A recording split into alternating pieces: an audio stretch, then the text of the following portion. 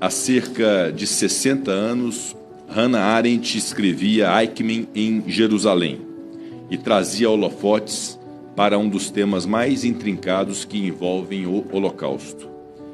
Hannah Arendt perguntou como os alemães permitiram que o Holocausto acontecesse. Como pessoas normais, em princípio boas, como a maioria das pessoas nos mais diversos tempos e países, foram condescendentes com o genocídio injustificável de judeus, homossexuais, negros e outras minorias naquele momento.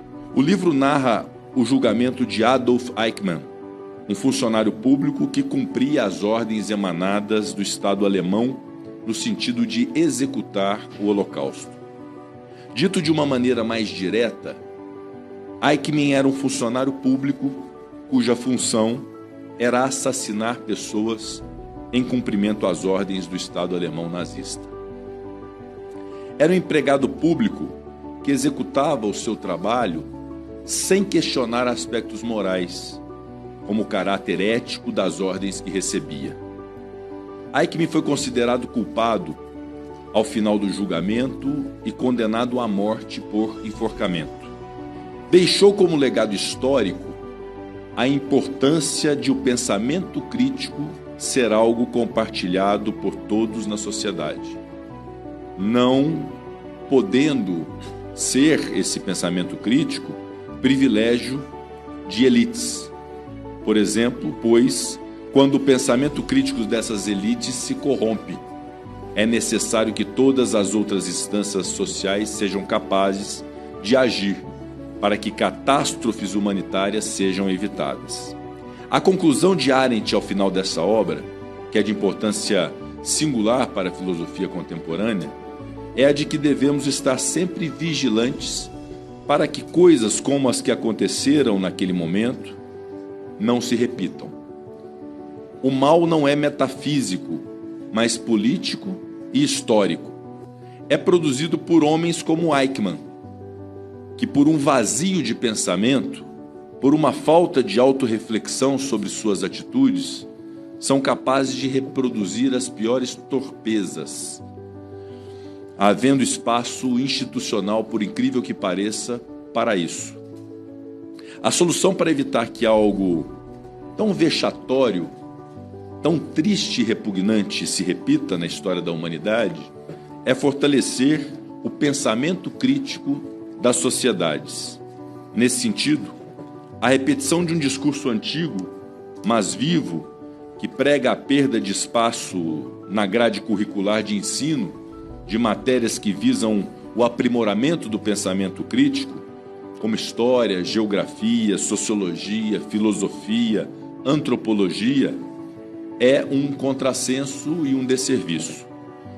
É o tipo de discurso que fere mortalmente a própria essência do Estado de Direito e do Estado democrático, ao induzir a ablação da capacidade de pensamento crítico pelos cidadãos. A banalidade do mal, portanto, remete-nos a um lugar de falha da educação humanista, da educação cidadã, que permite a propagação do discurso de ódio. Destaco que a sociedade brasileira registrou, na última década, avanços importantes no que tange a essa temática de combate aos discursos de ódio, aos preconceitos, à discriminação, coisas antes de certo modo toleradas pela sociedade brasileira, já não mais o são. E esse é um papel não só das instâncias políticas e públicas, mas de toda a sociedade.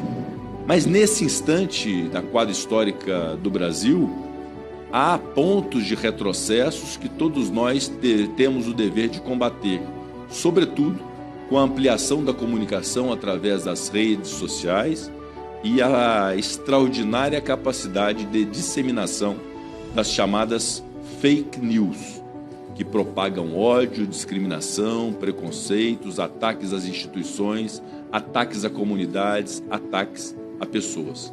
Todos nós temos essa obrigação e o Senado recentemente se desincumbiu ao apreciar e aprovar um projeto de lei nesse sentido que visa justamente instar todas as instâncias inclusive aquelas que protagonizam a comunicação via rede social, de responsabilidade nesse combate da disseminação de fake news e do ódio no Brasil. Por fim, registro que o mundo está atento e vigilante quanto à guerra em curso na Ucrânia, a qual remete a um passado que ainda está em construção e que abarca tempos que envolvem, por exemplo, o Holocausto. Ou seja, quase um século após o seu início, o Holocausto ainda é um tema vivo na história e na memória mundiais. Combater discursos de ódio é o que o século XXI nos impõe, na tentativa de impedir, ou ao menos tentar impedir, essa é a nossa obrigação, mais uma vez, a invocação e o avanço da banalização do mal. Muito obrigado.